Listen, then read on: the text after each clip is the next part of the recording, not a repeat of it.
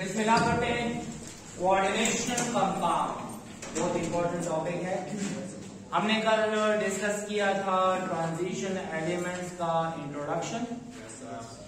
इससे पहले कुछ प्रॉपर्टीज हैं, वो सिंपल प्रॉपर्टीज है, वो बाद में डिस्कस करेंगे। पहले हम कोऑर्डिनेशन कंपाउंड वाली प्रॉपर्टी डिस्कस करेंगे। याद रहे ट्रांजिशन एलिमेंट्स जो हैं वो दो किस्म के कोऑर्डिनेशन कंपाउंड बनाते हैं। अब कोऑर्डिनेशन कंपाउंड है क्या? नाम से जाहिर इसमें कोऑर्डिनेशन आ रहा है, इसका मतलब इसमें होगा कोऑर्डिनेट कोवेलेंट बॉन्ड। जब कोऑर्डिनेट कोवेलेंट बॉन्ड होगा तो ऐसे कंपाउंड को बोलेंगे कोऑर्डिनेशन कंपाउंड। ये ऐसे कंपाउंड है ट्रांजिशन एलिमेंट के जिसमें ट्रांजिशन एलिमेंट के गिर्द ग्रुप अटैच होते हैं या आयंस अटैच होते हैं और उन आयंस में होता है coordinate covalent bond. Transition element have property to form coordination complex in which transition element is attached by number of groups।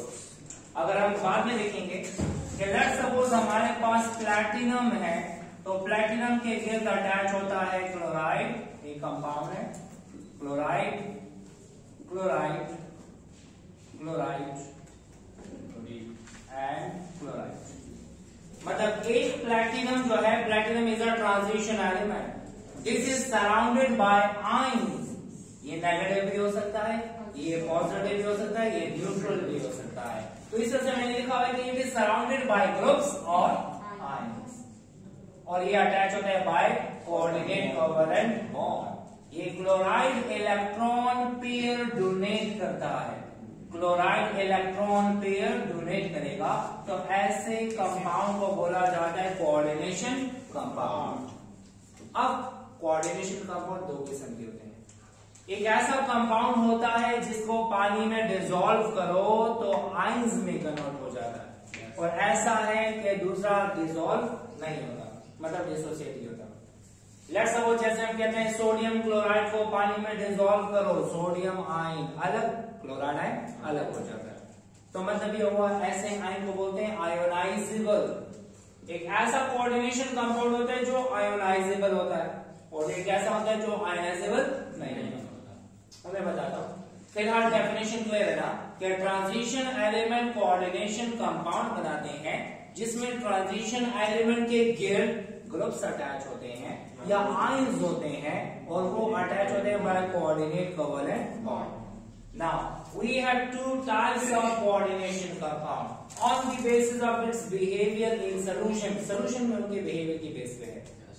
अगर डिसोसिएट हो जाएगा पानी में तो हम कहेंगे वो तो आयोनाइजेबल है और वो अपनी आइडेंटिटी को लूज कर देते हैं, और एक ऐसा होता है जो डिसोसिएट नहीं होता, वो बाद में देखें। ठीक है, पहली वाली बात, कोऑर्डिनेशन कंपाउंड जो अपनी आइडेंटिटी को लूज कर देते हैं, ऐसे कोऑर्डिनेशन कंपाउंड का दूसरा नाम क्या है? Double salt.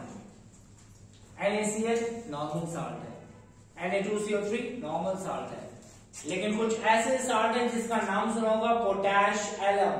नाम सुना होगा? सुना है,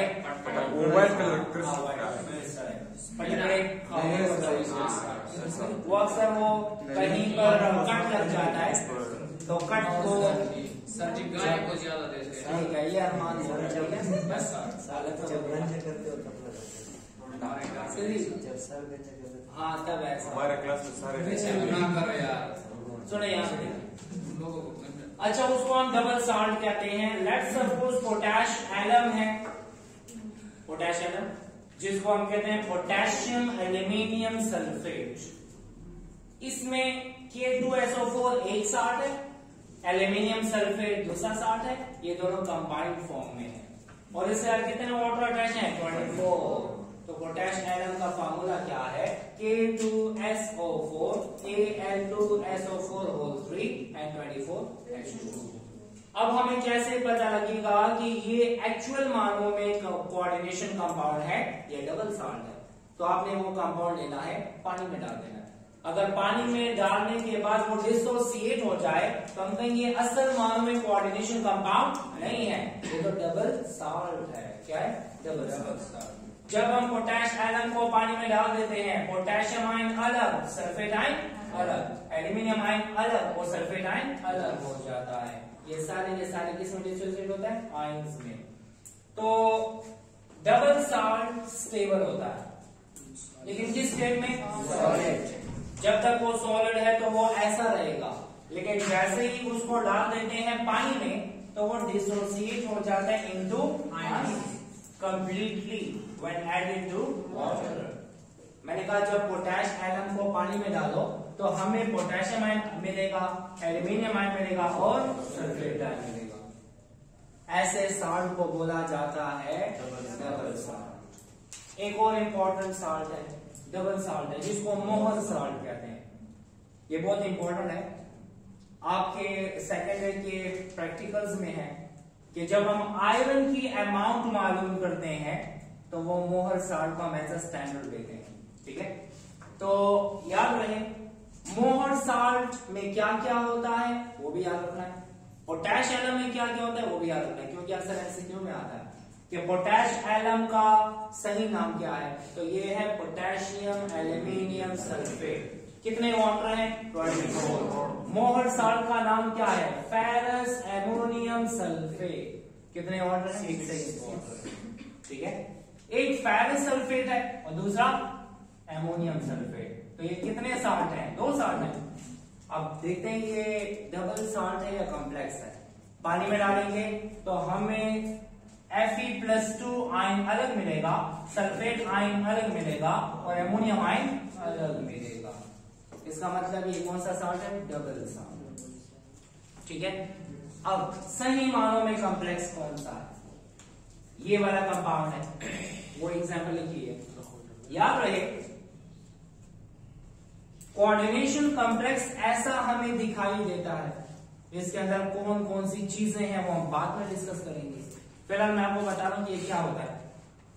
इसके ऊपर +2 है, इसके ऊपर +4 है, इसके ऊपर -6 है और इसके ऊपर -2 है।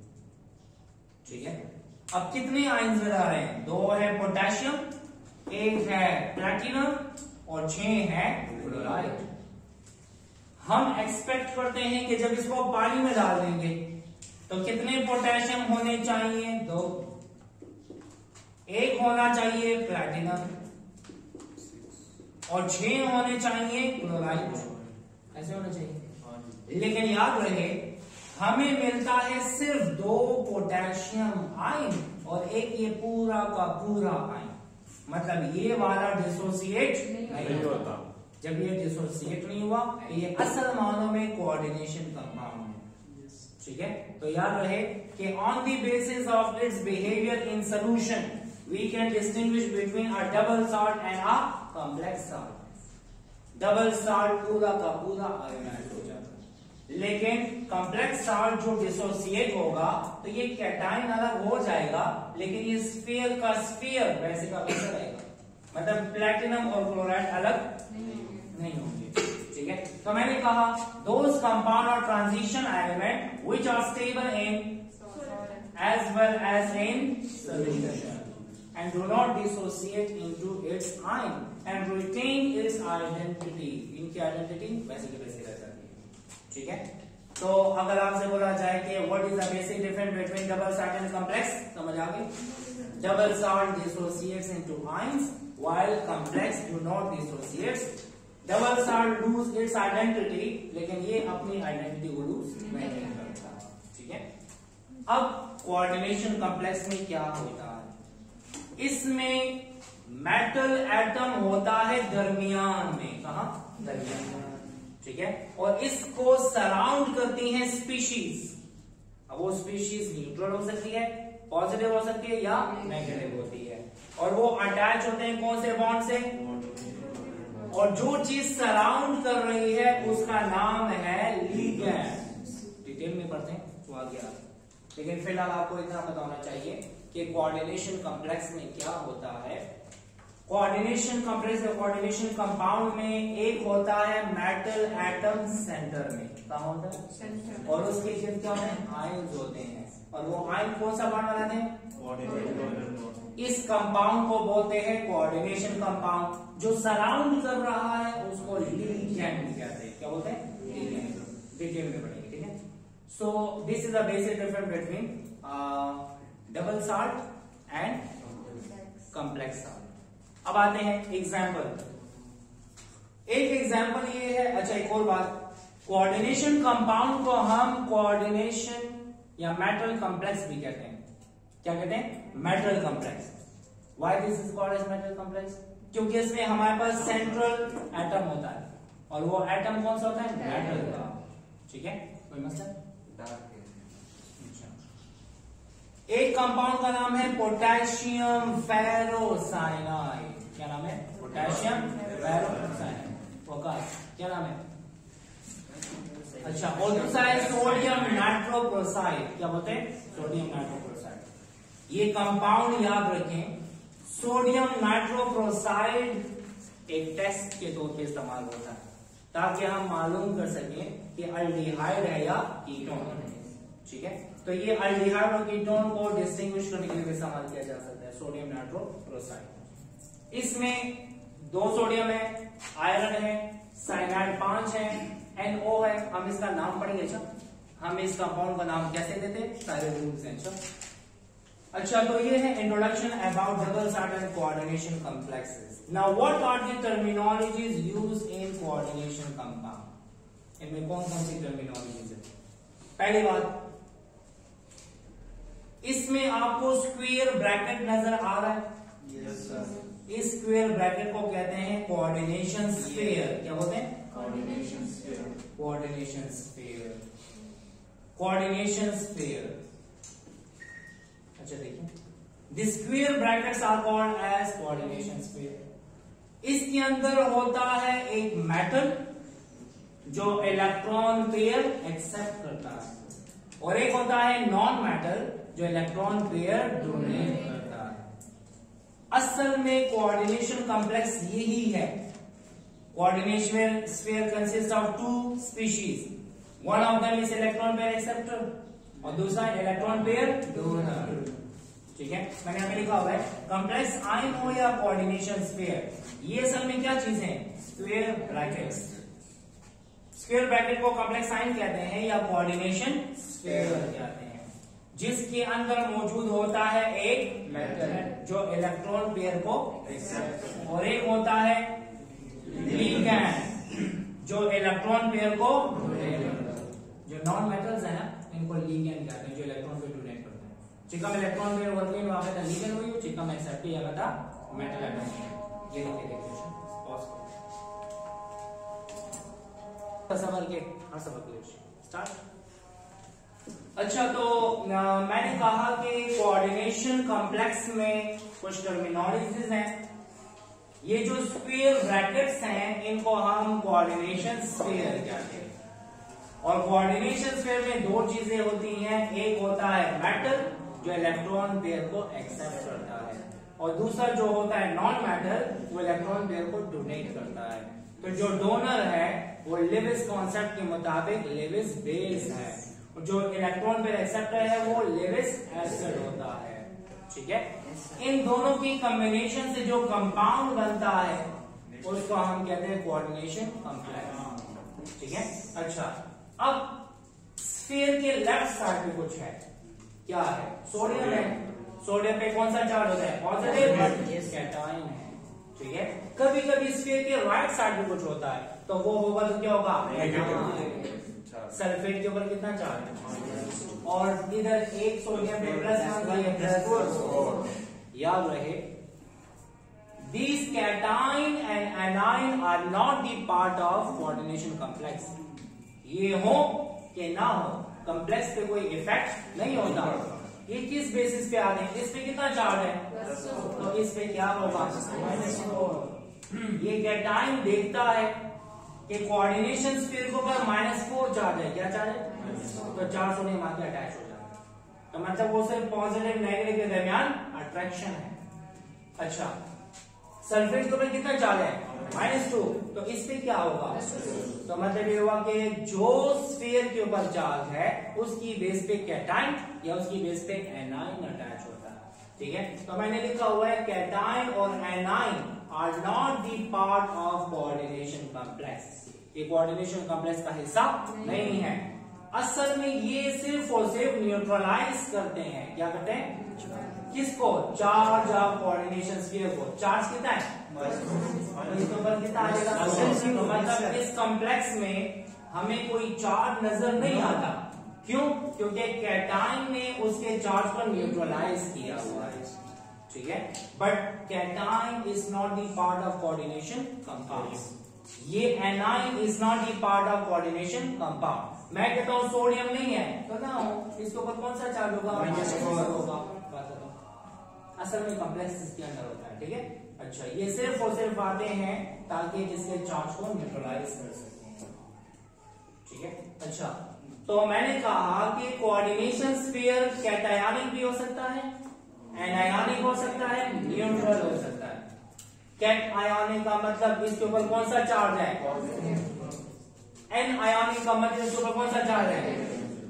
अगर आपको कोई कहे किसी कोऑर्डिनेशन कंपाउंड में स्फीयर के ऊपर नेगेटिव है तो उसके साथ कौन अटैच होगा? पॉजिटिव। अच्छा, याद रहे, अगर आपको कोई कहे if a complex contain cation, if a complex contain coordination sphere will be an anionic, anion होगा। सही show. And if a coordination complex contain anion, coordination sphere will cation.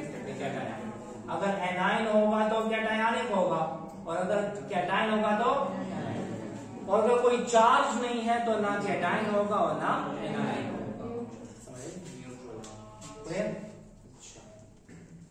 एक टाइम पे कैटायन और एनाइन एक साथ नहीं आ सकते। क्यों? क्योंकि ये कैटायन आया है, इसके ऊपर कौन सा चार्ज है? माइनस। तो एक टाइम पे इसके ऊपर प्लस माइनस दोनों हो सकते हैं? नहीं हो सकते। या ये नेगेटिव होगा तो फिर पॉजिटिव आएगा, या ये पॉजिटिव होगा तो नेगेटिव आएगा। ठीक है, चलिए ठीक है।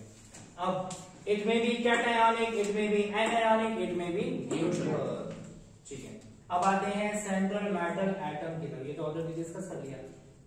सेंट्रल मेटल एटम किसे कहते हैं? These are the metals. ये क्या है? मेटल्स हैं जिसके गिर्द ये होते हैं। जब इसके गिर्द ये होते हैं तो ये सेंट्रल में होगा ना, तो जब ये सेंट्रल में हो तो इसको बोला जाता है central metal atom. Let's suppose iron के गिर्द क्या होगा? Cyanide, cyanide, cyanide, cyanide, cyanide and cyanide. अच्छा, ये जो मेटल है कहां है? दरमियान में, तो इसको बोला जाता है central metal atom. These are the metal atom always present in the center of ligands. और ये किस लिए है? To accept the lone pair of electrons. To accept the lone pair of electrons. ठीक है, ये lone pair of electron को accept करते हैं। जब ये lone pair of electron को accept करते हैं तो Lewis acid होते हैं।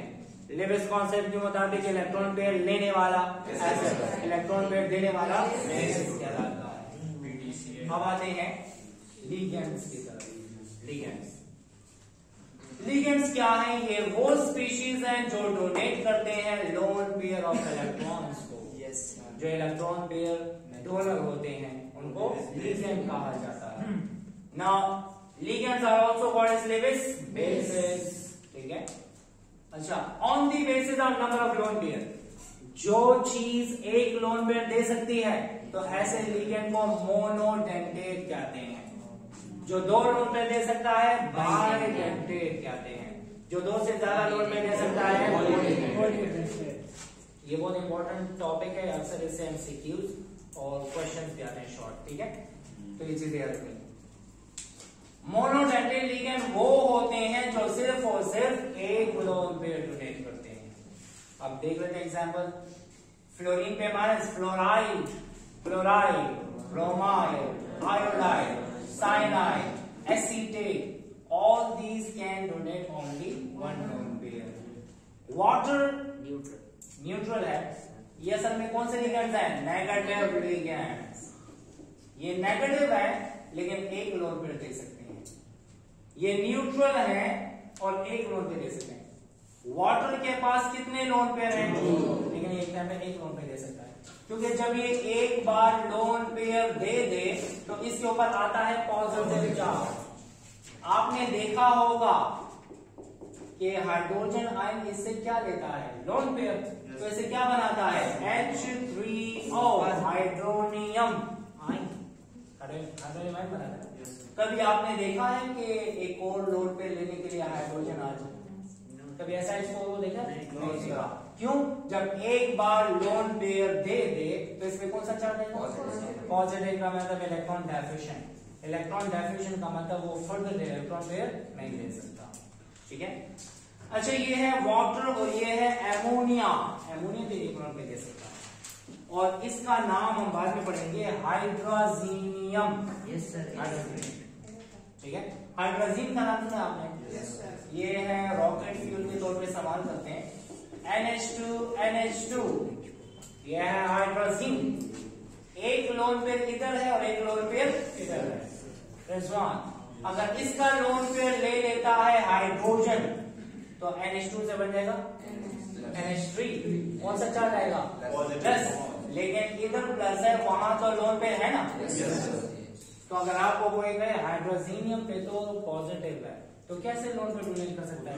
तो आपने कहना एक पे पॉजिटिव है, दूसरी के पास लोन पेयर मौजूद है, वो डोनेट कर सकता है। So these are मोनोटेंटेड।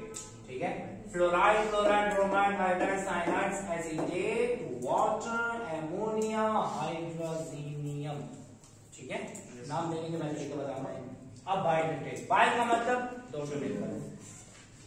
वो लिगेंड जो दो लोन पेयर डोनेट कर सकता है उसको क्या कहते हैं? बाइडेंटेट। दो एग्जाम्पल तो बहुत कॉमन है। एक है ethylene diamine. Ethylene diamine. Ethylene diamine जब भी आता है तो क्या लिखा हुआ नजर आता है? EN। जहां पर ब्रैकेट के अंदर EN आए तो EN का मतलब क्या है? Ethylene diamine. इथाइलिन का मतलब दो कार्बन और दो एमाइन है। एक लोन पेयर ये है और एक लोन पेयर ये है। कितने लोन पेयर डोनेट करेगा? दो।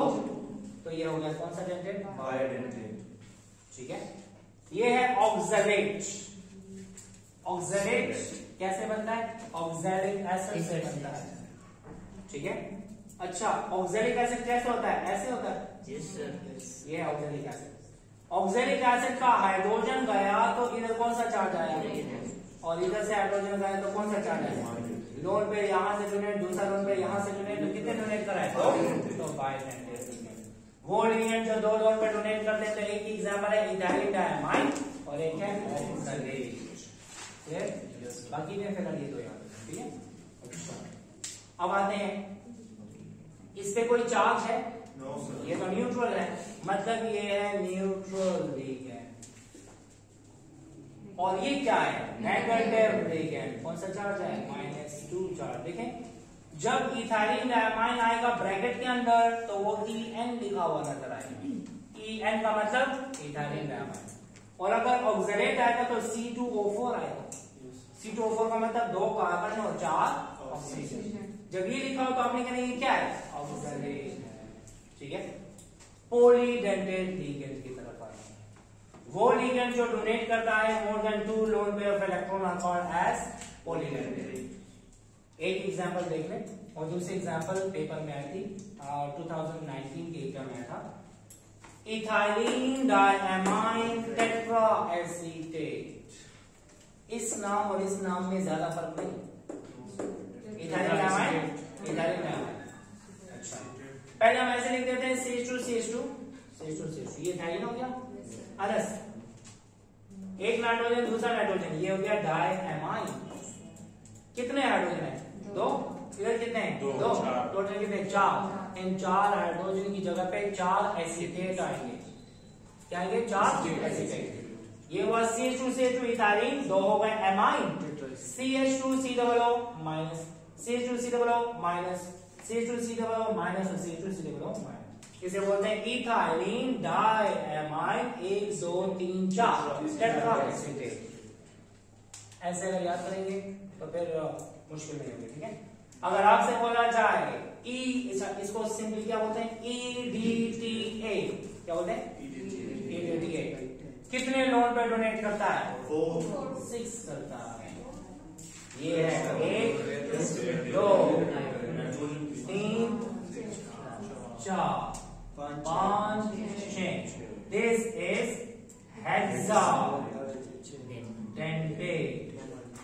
Ligand, hexadentate ligand, clear. और एक आता है EDDA, ethylene diamine di acetate. वहां पे टेट्रा था, यहाँ पे क्या है, डाई। तो डाई कैसे होगा, यहाँ पे कितने हाइड्रोजन है, 2, कितने हैं, 2। इन 2 में से एक हाइड्रोजन रह जाएगा और एक एसीटेट आ जाएगा, और एक हाइड्रोजन रह जाएगा, एक एसीटेट आ जाएगा, तो क्या हो जाएगा। तो देखिए ना, इसमें क्या फर्क है, एक एसीटेट और दूसरे एसीटेट की जगह क्या है, हाइड्रोजन से 2 एसीटेट है। इथाइलिन डायमाइन डाई एसीटेट कितने लोन पे डोनेट, 4। This is tetradentate, 1 2 3 4। ये हो गया टेट्राडेंटेट लिगेंड। ये 2019 के ईटा में एमसीक्यू आया था कि EDDA जो है, इथाइलिन डायमाइन डाई एसीटेट, कितने लोन पे डोनेट कर सकता है, तो वो 4 डोनेट, वो टेट्राडेंटेट है, ठीक है।